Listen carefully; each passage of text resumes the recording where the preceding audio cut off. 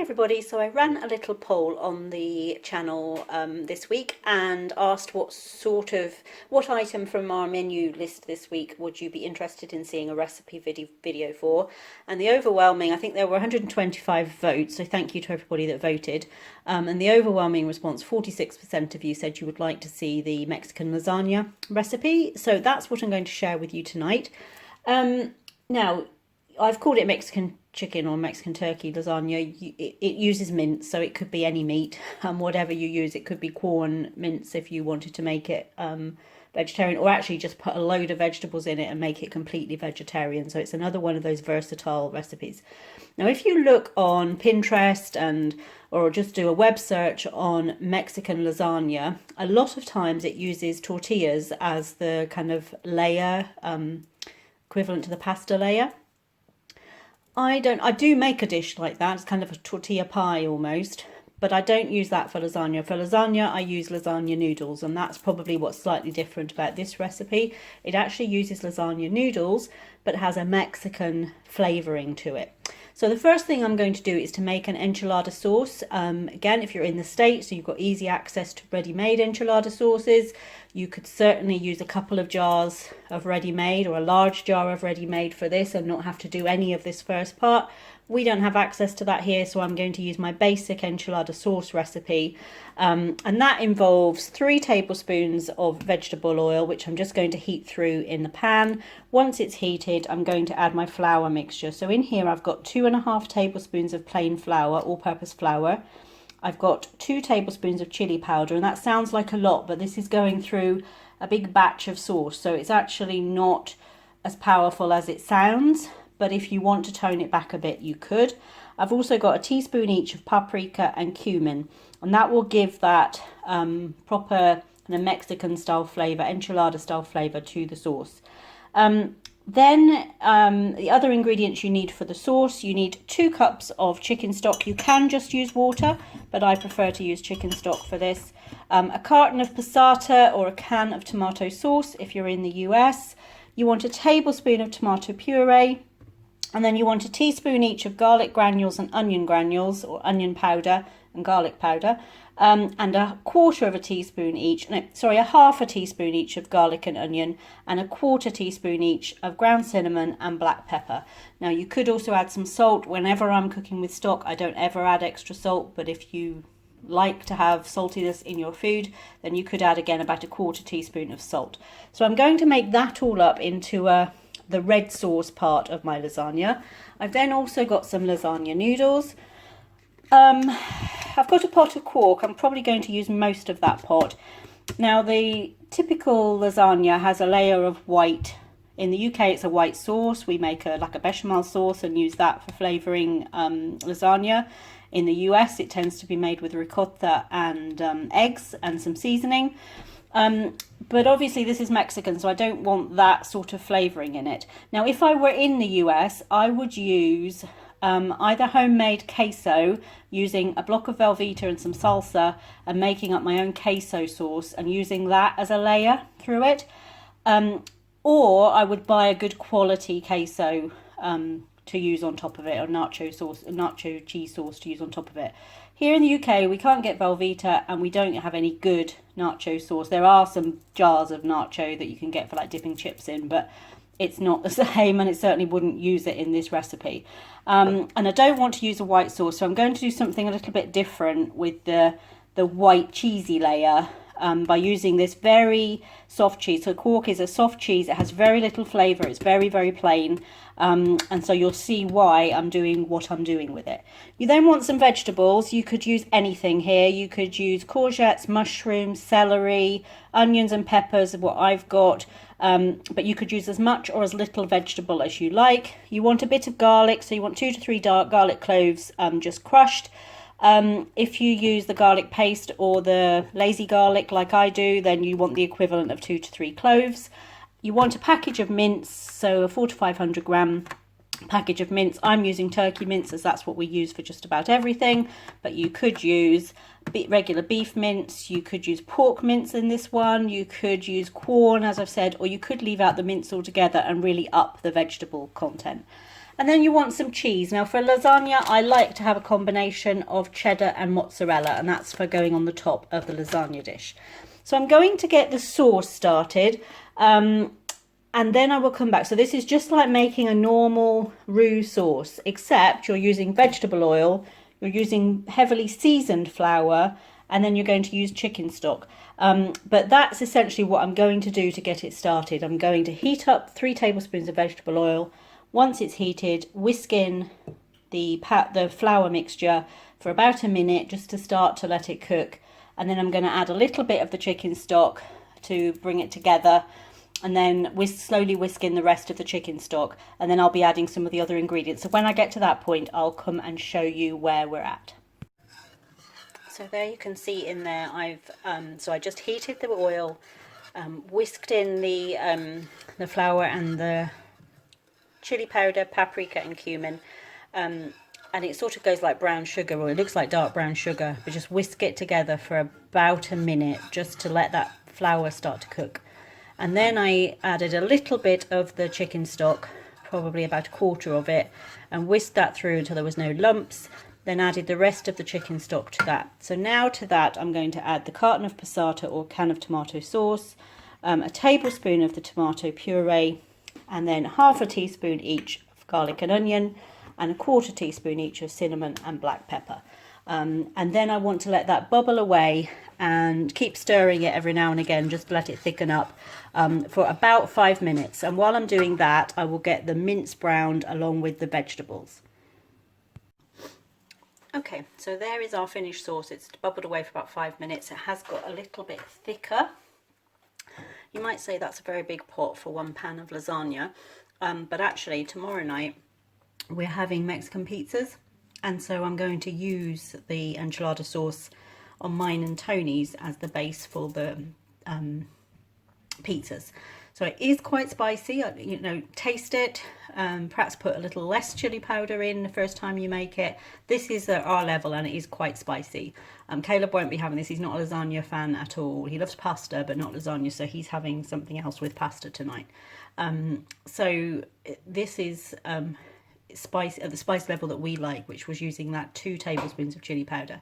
But depending on the heat of your chili powder, depending on how much spice you like, you might want to start with like 1 tablespoon, and then if you find that it's a little bit not spicy enough, then the next time you make it, add a little bit more. But I sometimes make a really big batch of this in my big pan and then freeze it, so it keeps in the refrigerator for about a week, just in a little jar or something. But you can also put it into freezer bags and freeze it. And so I sometimes do that so that I've always got some enchilada sauce on hand if we decide to have enchiladas. So as you know, if you've watched our meals of the week, I do buy the little jars, but they're not very spicy. They're ideal if I'm making enchiladas for the whole family. But if Tony and I are eating, we like something a bit spicier than that. So this is an excellent replacement for the sorts of sauces we used to buy ready-made in the US. So then over here I've got the mince that I've browned with the peppers, onion and garlic. Now as I said, you can add whatever vegetables you want to this. You could have less mince, more vegetables, you could have just vegetables, you could have just mince if you've got a family that doesn't like vegetables at all, just mince and garlic. But what you will notice is I haven't seasoned this at all with anything else. For me, because that is really spicy and got a lot of flavour, I don't need to over season this. I'm not combining the two, so the sauce is going on separately, but this doesn't need anything else, because when you eat it all together, that sauce will flavour everything up. And then because I'm not making a white sauce, it's kind of partly because I'm trying to obviously watch my calorie intake a little bit.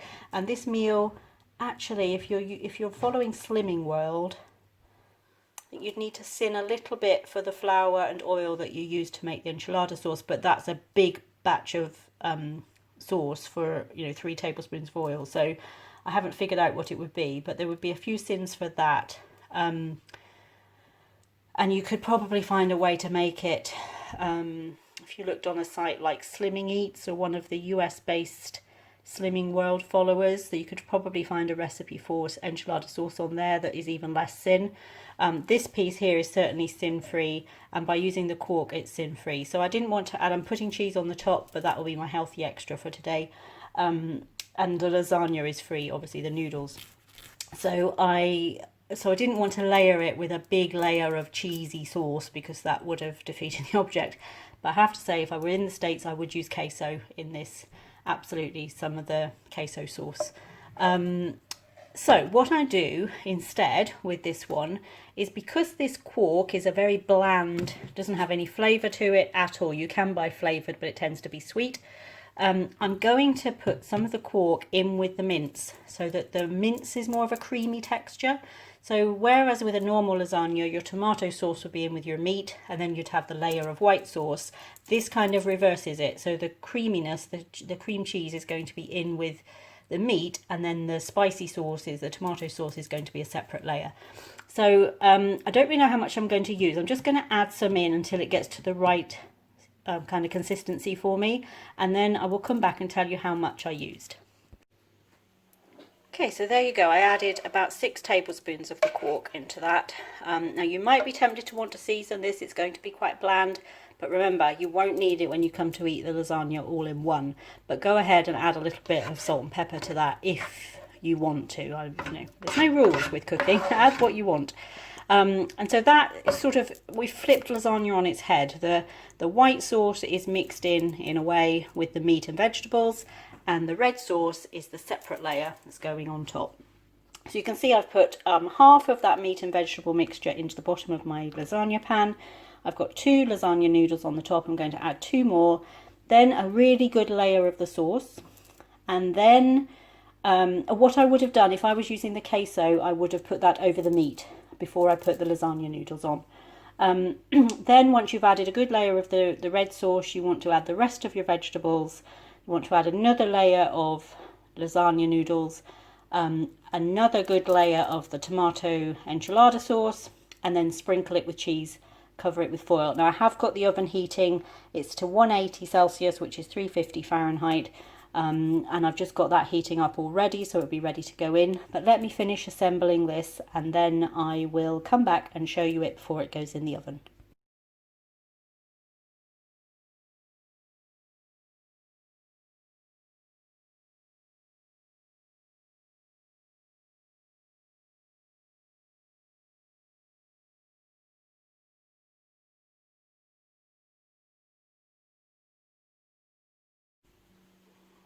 Okay, so as you can see, as a little finishing touch there, I added a few sliced jalapenos to the top. You could add some sliced tomatoes maybe, or you could add some like chopped spring onions or something over the top, but I've just gone with the jalapenos as we're spicing it up anyway. So it's just 2 layers in this lasagna. I didn't want to build it anymore. As you can see, I've still got quite a bit of the sauce left, so that will be ideal for our pizzas tomorrow night. Now, you want to cover it with foil, pop it in the oven for about 20 minutes, then take the foil off and cook it for about another 20 minutes. And that's just to stop the cheese getting too crispy on the top. So the foil will just let the cheese melt, but it won't turn crispy. And then when you uncover it, the cheese will go more like a traditional lasagna topping. So I'm going to put that in the oven. When it's all ready, I will come back and show you the end product. And there is our finished lasagna. So 20 minutes with the foil on, took the foil off and cooked for another 20 minutes just until the cheese was nice and browned and bubbly on the top and the lasagna is cooked through, the noodles are cooked through. I've just cut a slice down the middle. That gives me 8 because I used 4 lasagna noodles across each layer. That then gives me 8 nicely portioned pieces. Although that's not a Tony portion. Tony, for something like this, will probably have 3 of these portions as his dinner.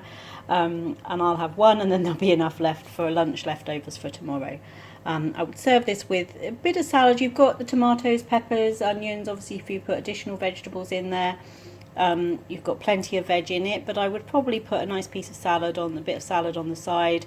You could also have it with some tortilla chips if you wanted to do that. What else could you have with this? You could have it with like a nice corn salad or something like that. So some corn, red onion, chopped peppers, that sort of thing. But yeah, there's a few things. Or some Mexican fried corn would be good as well, street food kind of corn. But yeah, that turned out pretty well. What I will do is, as I take a piece out to plate it up, I will just do another little clip to show you it on the plate, and then what's the view from inside the pan as well.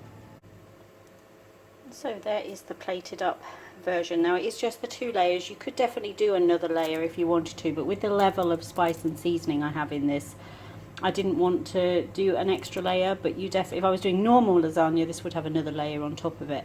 So it is a little bit less deep, a little shallower than a normal lasagna, but you can see the different layers in there with the meat mixture, that spicy sauce soaking through the noodles, and then your cheese on the top with the little bits of jalapeno. So that is how I am serving it, with just some simple lettuce and tomato salad.